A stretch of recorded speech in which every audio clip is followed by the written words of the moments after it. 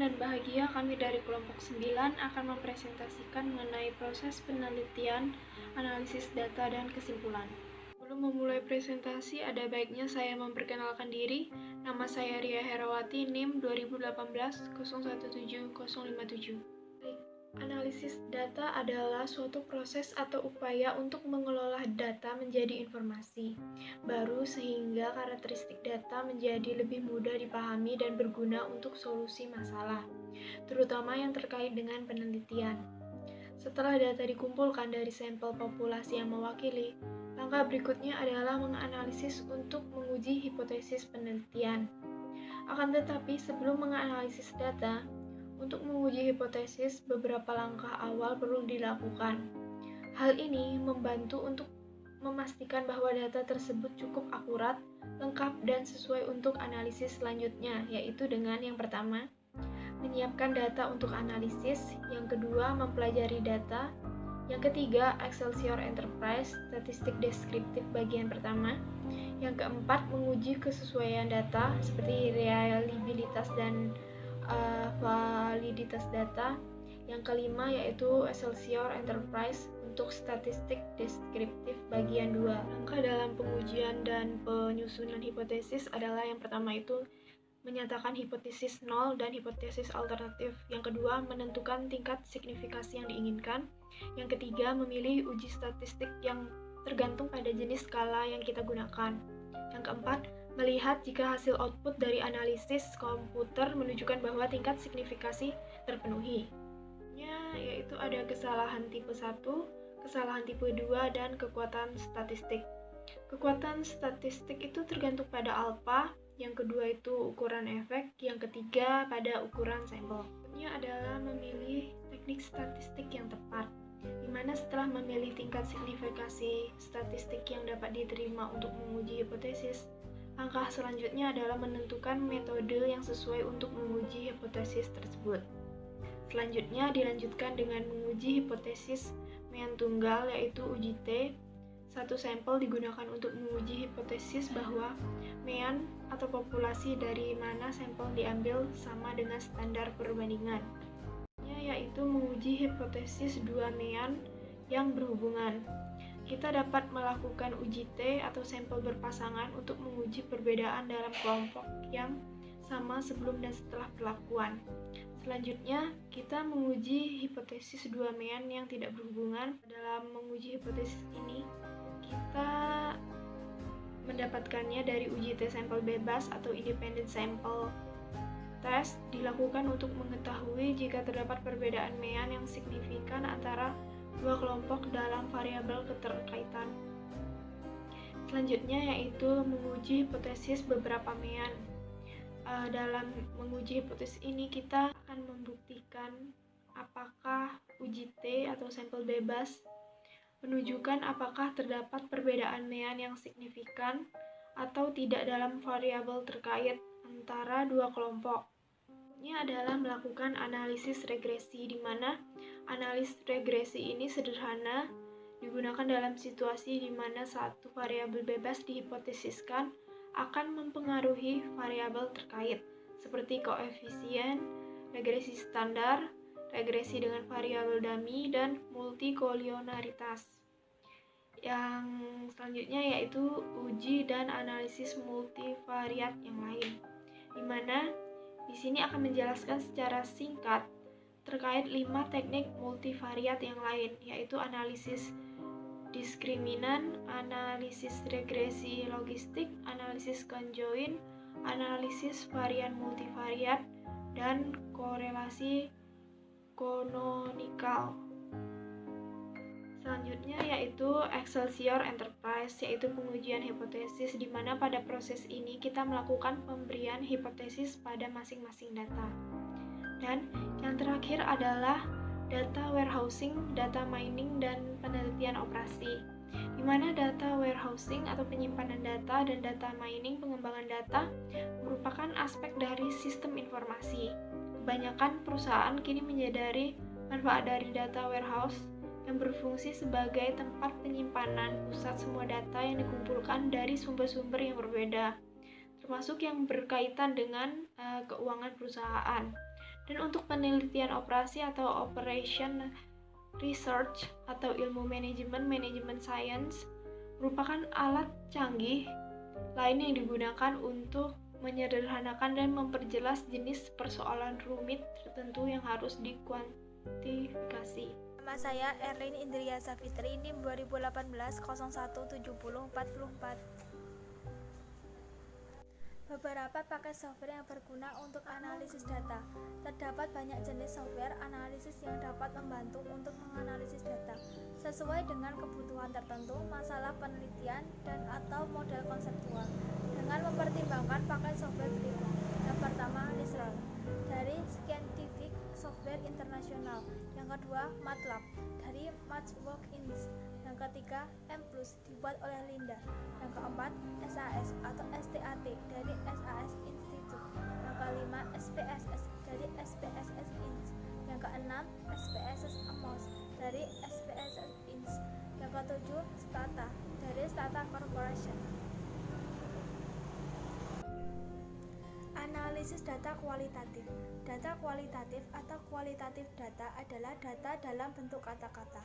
Contoh data kualitatif adalah catatan wawancara, transkrip kelompok fokus, jawaban pertanyaan terbuka, transkripsi kerekaman video, laporan pengalaman dengan suatu produk di internet, artikel berita, dan semacamnya. Data kualitatif dapat berasal dari berbagai macam sumber primer dan atau sumber sekunder, seperti individu, kelompok fokus, laporan perusahaan, publikasi pemerintah, dan internet. Analisis data kualitatif ditujukan untuk membuat pendapat yang valid data begitu banyak jumlah data yang dikumpulkan. Langkah pertama dalam menganalisis data kualitatif berhubungan dengan reduksi data. Reduksi data mengacu pada proses memilih, mengodekan, dan mengategorikan data. Penyajian data merujuk pada cara menunjukkan atau menyajikan data. Pemilihan kutipan, matriks, grafik, dan bagian yang menunjukkan pola dalam data dapat membantu peneliti untuk memahami data. Dalam hal ini, menyajikan data dapat membantu untuk menarik kesimpulan berdasarkan dalam pola dalam kelompok data yang direduksi. Perhatikan bahwa analisis data kualitatif bukanlah proses linear, langkah demi langkah. Alih-alih pengkodean data dapat membantu secara bersamaan membangun ide bagaimana data disajikan, seperti halnya menarik beberapa kesimpulan awal. Pada akhirnya, kesimpulan awal dapat membantu bagaimana dapat mentah dikodekan, dikategorikan, dan disajikan. Reduksi data. Pengumpulan data kualitatif menghasilkan begitu banyak data, sehingga langkah pertama dalam analisis data adalah mereduksi data melalui pengkodean dan kategorisasi. Pengkodean atau coding adalah proses analitis di mana data kualitatif yang dikumpulkan direduksi, disusun kembali, dan diintegrasikan untuk membuat teori. Tujuan pengkodean adalah untuk membantu menarik kesimpulan tentang data.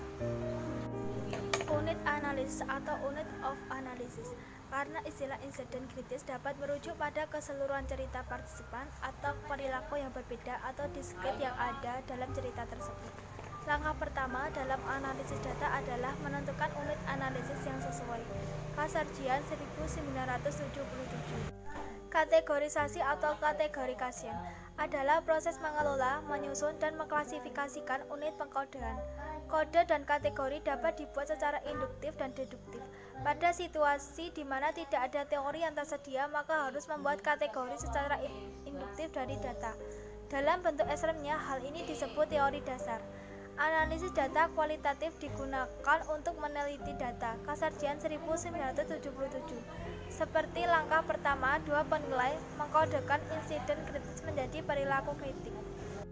Penyajian data. Menurut Miles dan Huberman 1994, penyajian data adalah kegiatan utama kedua yang harus dilakukan ketika menganalisis data kualitatif.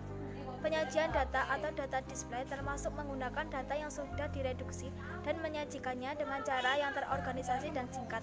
Dari awal, bahkan matriks, diagram, grafik, istilah yang sering disebutkan dan atau gambar yang dapat membantu menyusun data dan menemukan pola serta hubungan dalam data tersebut, sehingga penarikan kesimpulan pada akhirnya lebih mudah.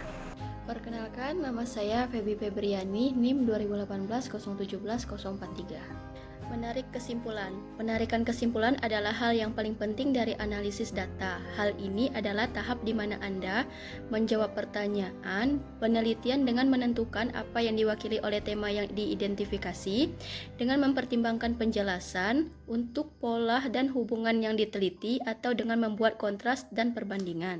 Reliabilitas dan validitas dalam penelitian kualitatif. Reliabilitas kategori atau kategori reliability tergantung pada kemampuan analis untuk membuat kategori dan menyajikan definisi dari kategori tersebut kepada penilai yang kompeten sehingga mereka setuju manakah poin dari populasi tertentu yang termasuk dalam kategori manakah yang tidak termasuk. Sehingga reliabilitas kategori berkaitan dengan sejauh mana penilai dapat mendefinisi kategori untuk mengklasifikasikan data kualitatif. Kategori yang dapat dibuat dengan baik akan menghasilkan reliabilitas kategori yang lebih tinggi dan pada akhirnya reliabilitas antar penilai yang lebih tinggi. Reliabilitas antar penilai dapat didefinisikan sebagai tingkat konsisten antar pengkode yang memproses data yang sama. Ukuran reliabilitas antar penilai yang biasa digunakan adalah persentase kesesuaian pengkodean dari total jumlah keputusan pengkodean. Tingkat kesesuaian pada atau di atas 80% dianggap memuaskan. Validitas atau validity didefinisikan sebagai sejauh mana instrumen mengukur apa yang akan diukur. Namun demikian, dalam konteks ini validitas memiliki arti yang berbeda. Hal ini mengacu pada sejauh mana hasil penelitian secara akurat menunjukkan data yang dikumpulkan atau validitas internal dan dapat digeneralisasikan atau diganti dengan konteks atau keadaan yang lain atau validitas eksternal. Dua metode yang dibuat untuk mencapai validitas dalam penelitian kualitatif adalah satu itu mendukung generalisasi dengan jumlah kejadian, yang kedua memastikan representasi kasus dan keterlibatan kasus yang menyimpang. Kemudian beberapa metode lain untuk mengumpulkan dan menganalisis data kualitatif. Yang pertama itu ada analisis isi. Analisis isi atau content analysis adalah metode penelitian observasional yang digunakan untuk mengevaluasi secara sistematik isi simbolik dari semua bentuk komunikasi yang dicatat. Analisis isi dapat digunakan untuk menganalisis surat kabar, situs iklan, catatan wawancara, dan semacamnya. Metode analisis isi membuat peneliti dapat menganalisis informasi tekstual dan secara sistematis mengidentifikasi sifatnya, seperti adanya kata, konsep, karakteristik, tema, atau kalimat tertentu. Yang kedua ada analisis naratif. Analisis naratif atau naratif analisis adalah pendekatan yang bertujuan untuk membuat dan meneliti cerita yang akan diceritakan tentang kita sendiri atau implikasinya untuk kehidupan. Data naratif seringkali dikumpulkan melalui wawancara. Analisis naratif berbeda dengan metode penelitian kualitatif yang lain. Analisis naratif fokus pada proses atau urutan sementara, misalnya dengan membuat informasi tentang penyebab dan konsekuensi dari insiden tertentu untuk menghubungkan insiden ini dengan insiden yang lain. Sehingga analisis naratif digunakan untuk meneliti pembelian impulsif, respon pelanggan terhadap iklan, serta hubungan antara penyedia jasa dan pelanggan. Terus induksi analitis. Induksi analitis merupakan pendekatan untuk menganalisis data kualitatif di mana penjelasan umum dari fenomena dicari melalui kumpulan data atau kualitatif hingga tidak ada kasus yang konsisten dengan penjelasan hipotesis dari fenomena yang ditemukan. Induksi analisis dimulai dengan definisi dari suatu masalah, selanjutnya dengan penjelasan hipotesis dari masalah, dan kemudian dilanjutkan dengan menguji kasus.